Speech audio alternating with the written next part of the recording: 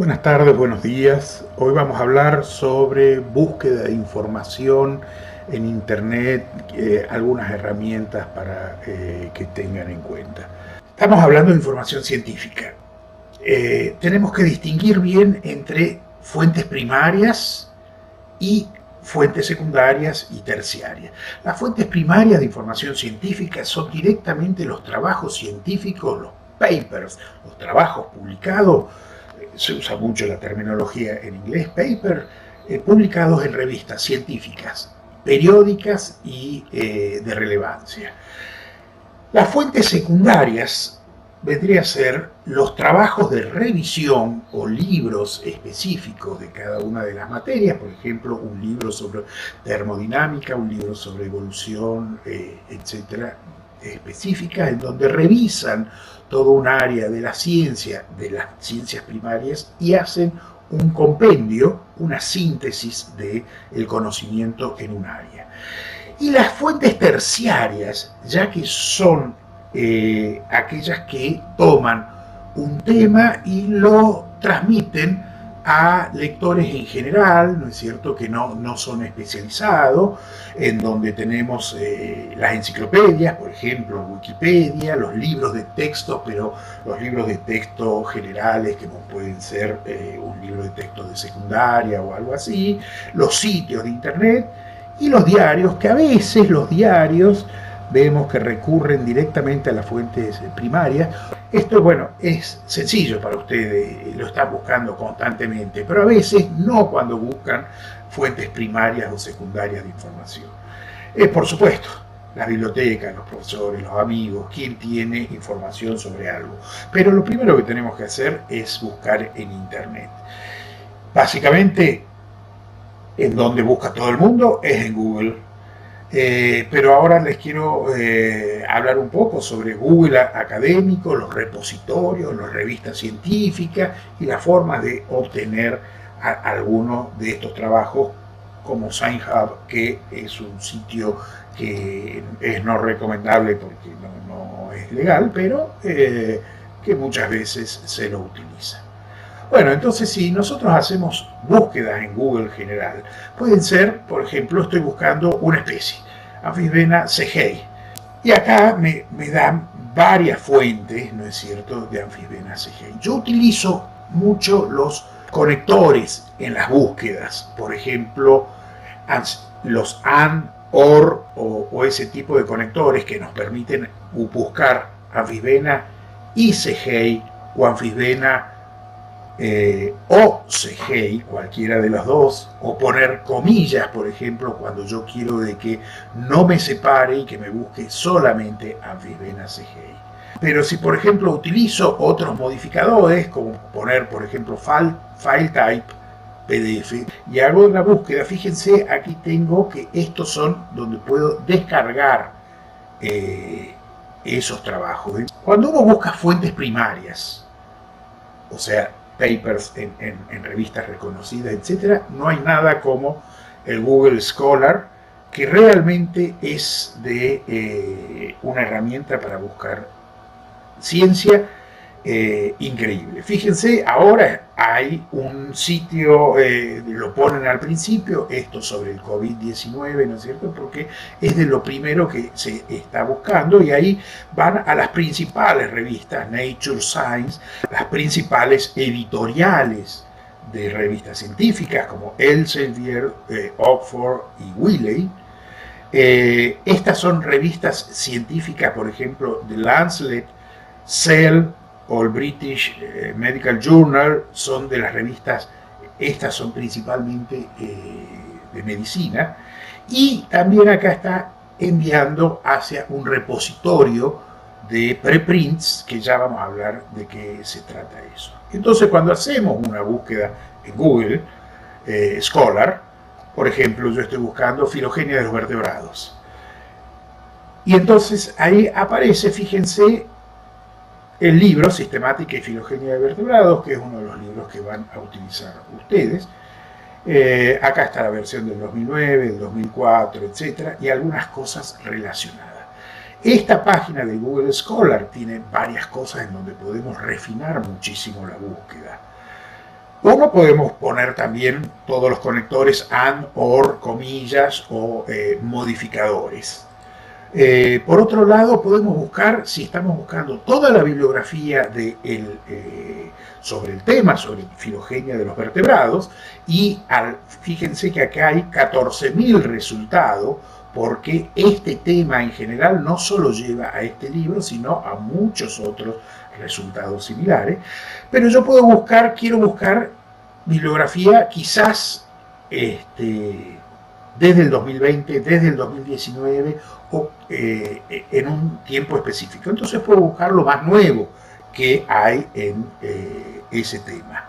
También los puedo ordenar, aquí está ordenados por relevancia, o sea, el libro nuestro sale como de los más relevantes, pero puedo ordenarlos por fechas para que estén desde los más nuevos a los más viejos o al revés. Fíjense, acá estamos haciendo una búsqueda de otra sobre el esqueleto de Calyptomatus, pero esto lo tomamos como un ejemplo, simplemente aquí está más agrandado para mostrarle que aquí está en esta parte. Fíjense, en researchgate.net dice que hay un PDF, o sea que se puede descargar. Aquí es donde está en ResearchGate, porque yo he subido el artículo ahí a ResearchGate.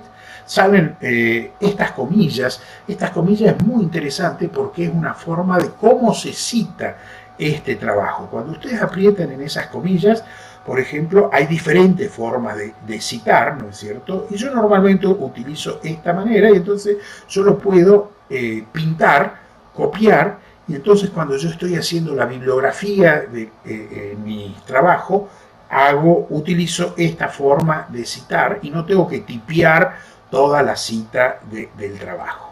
Los trabajos, distintos tipos de trabajos ya por el autor, y el índice H, que es una forma acá está cuántas veces me han citado, y el índice H, que es un medidor de la producción científica de cada uno. Google Scholar tiene aquí un lema, el mote, a hombros de gigante. Esto es una cita de Newton, en donde dice: he visto más lejos porque estoy parado sobre hombros de gigantes.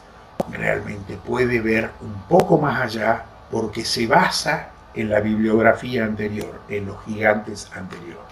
Por eso es importante, antes de empezar a cualquier trabajo científico, ver la bibliografía anterior.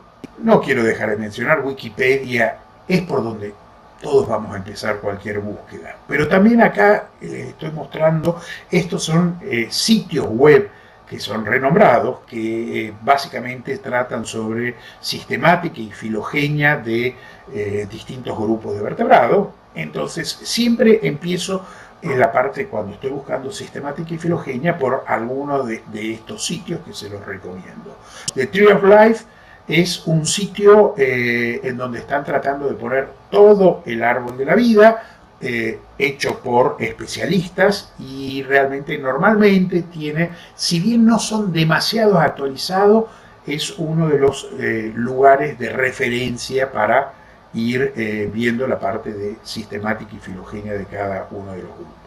Pero hay otros sitios, como por ejemplo en este caso de mamíferos, en este caso de aves, de reptiles, o en este caso Deep Fin es referido a los peces o los asiliáceos, etc. Hay sitios en donde son reputados como muy bueno el tipo de información que tienen. Por ejemplo, esto es el Amphibian Species of the World, en donde está curado por Darren Frost del American Museum of Natural History, en donde realmente tenemos toda la sistemática llevada con lo último que hay y toda la bibliografía referida a cada una de las especies. Este es el caso que yo utilizo muchísimo, en el caso de los reptiles, ¿no es cierto?, en donde aquí yo tengo de anfibenas, que son mi grupo, pero de todos los reptiles. Ahora, Wikipedia. Yo digo, ¿dónde comenzar a investigar? En Wikipedia.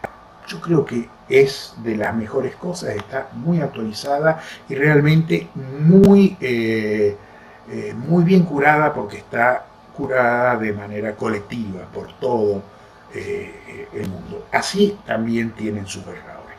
Pero cuando yo busco en Wikipedia, fíjense, acá está, bienvenidos a Wikipedia, fíjense, esta es la versión en inglés de la misma taxón de Wikipedia.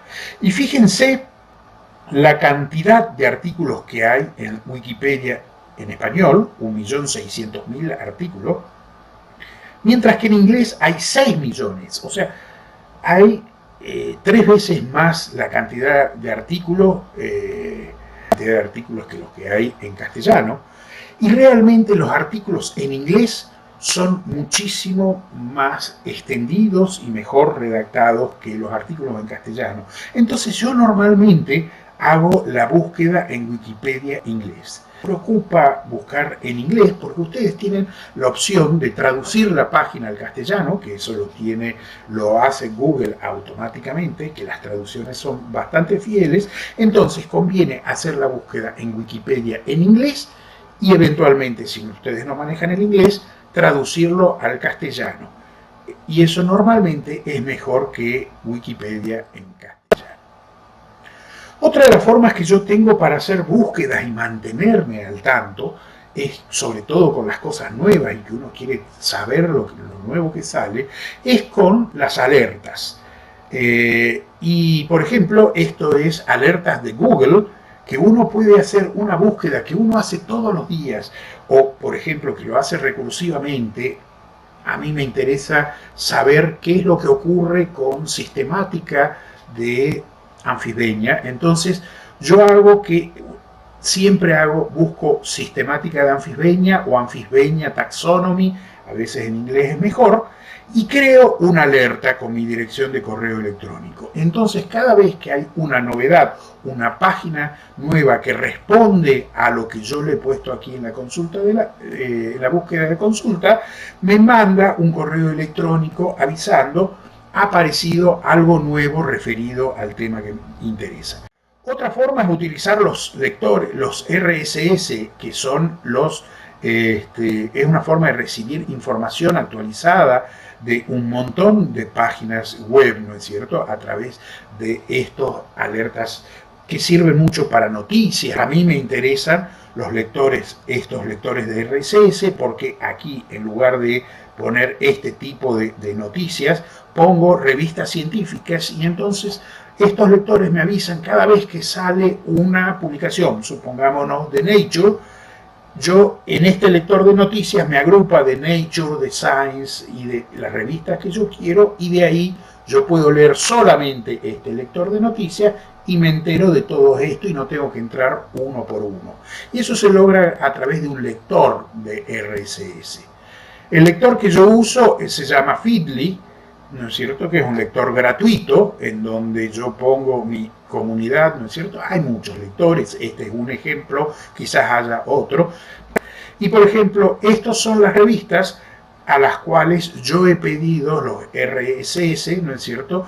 Cuando yo entro, por ejemplo, me dice que aquí, por ejemplo, me da cada uno de los trabajos de anatomía, ¿no es cierto? Me dice dónde está y yo puedo ver el abstract para ver si me interesa.